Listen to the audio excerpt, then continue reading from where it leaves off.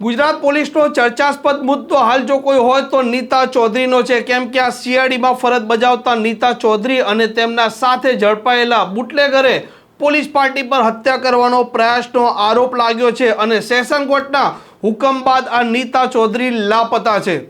નમસ્કાર, આપ જોઈ રહ્યા છો હોટલાઇન ન્યૂઝ અને હું છું આપની સાથે તોફિક ગાંચી। પૂર્વ કચ્છમાં સીઆઈડીમાં ફરજ બજાવતા નીતા ચૌધરી જે પોતે હેડ કોન્સ્ટેબલ છે, પૂર્વ કચ્છની પોલીસ યુવરાજસિંહ જાડેજા જે લિસ્ટેડ બુટલેગર છે તેમને પકડવા જાય છે, તે દરમિયાન તેમના સાથે આ સીઆઈડીમાં ફરજ બજાવતા હેડ કોન્સ્ટેબલ નીતા ચૌધરી હતા અને આ થાર કાર છે તેનાથી પોલીસ પાર્ટી પર હત્યા કરવાનો પ્રયાસ કરે છે તેવો આરોપ લાગે છે અને ત્યારબાદ પોલીસ ગુનો દાખલ કરે છે। ભચાઉ સેશન કોર્ટે નીતા ચૌધરીના જામીન રદ કર્યા અને તેમની ધરપકડ કરવાની પોલીસને સૂચના આપી છે, પરંતુ જ્યારે પોલીસ તેમની ધરપકડ કરવા તેમના ઘરે પહોંચે છે ત્યારે તે લાપતા હોય છે। આ મામલે પોલીસે કેટલી ટીમો બનાવી છે તેને લઈને પૂર્વ કચ્છના એસપી સાગર બાગમાર શું કહી રહ્યા છે તે આપ સાંભળો। 30 જૂનના દિવસે જે ભચાઉ પોલીસ સ્ટેશનમાં જે ગુના દાખલ કરવામાં આવ્યા હતા, જેમાં પોલીસ જ્યારે એક બુટલેગરની તપાસમાં હતી અને એમને પકડવામાં હતું, એટલે આ એક ગાડીમાં જે છે ગાડી અથડાવવાનો પોલીસની ગાડી સાથે જે અમારા પોલીસના કર્મચારી જે પ્રાઇવેટ વ્હીકલમાં હતા, એટલે એ પ્રમાણે જે બનાવ બન્યું હતું પોલીસ દ્વારા 2 ગુના દાખલ કરવામાં આવેલા હતા, જેમાં આઈપીસીની કલમ 307 તથા એક બીજો જે ગુનો હતો પ્રોહિબિશન એક્ટ હેઠળ 2 આરોપી હતા। એમાં યુવરાજસિંહ કરીને જે ત્યાંનો બુટલેગર છે અને સેકન્ડ જે છે નીતા ચૌધરી જે મહિલા પોલીસકર્મી છે અને જે તે વખતે સીઆઈડી ક્રાઇમમાં ફરજ બજાવતી હતી। એ બંને વિરુદ્ધ જે છે પોલીસ દ્વારા ગુના દાખલ કરવામાં આવેલા અને સૌથી પહેલાં 307ના કલમ હેઠળ એમને બંનેને અટક કરવામાં આવેલા,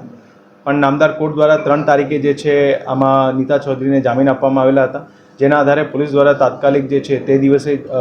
નેક્સ્ટ દિવસે જે છે અપીલ કરવામાં આવેલી આ જામીનના વિરુદ્ધ અને નામદાર સેશન કોર્ટ દ્વારા તારીખ 9 જુલાઈ જે છે આ પોલીસની અપીલને ગ્રાહ્ય રાખીને એમની જામીન રદ કરવામાં આવેલી। મીનવાઇલ જે નીતા ચૌધરીને 307ના કેસમાં જે જામીન મળેલા હતા એના પછી પોલીસ દ્વારા પ્રોહિબિશન એક્ટ હેઠળ જે છે એમને ગુનો દાખલ થયેલો હતો એમાં અટક કરવામાં આવેલો, એમાં 2 દિવસની રિમાન્ડ પણ મેળવવામાં આવેલી અને પછી 6 તારીખે એમને ત્યાં પ્રોહિબિશન એક્ટ હેઠળ પણ જામીન મળવામાં આવેલી।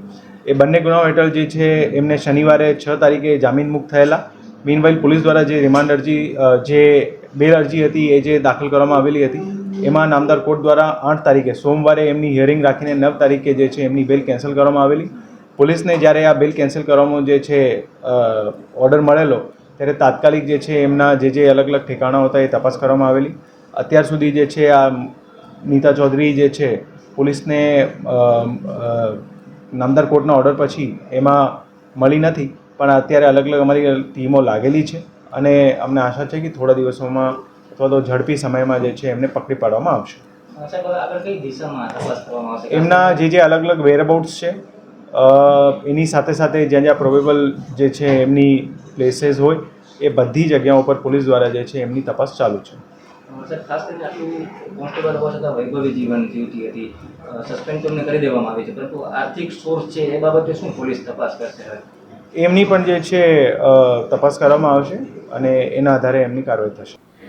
આ મામલે પોલીસની 5થી વધારે જે ટીમો છે તે કાર્યરત કરવામાં આવી છે અને અલગ અલગ દિશામાં તે તપાસ કરી રહી છે અને બહુ ઝડપી નીતા ચૌધરી જેમના પર ગંભીર ગુનોનો આરોપ લાગ્યો છે તે ઝડપાઈ જશે તેવું સાગર બાગમારેનું કહેવું છે। આ પ્રકારના સમાચાર જો આપને પસંદ આવતા હોય તો હોટલાઇન ચેનલને સબસ્ક્રાઇબ કરવાનું ભૂલતા નહીં।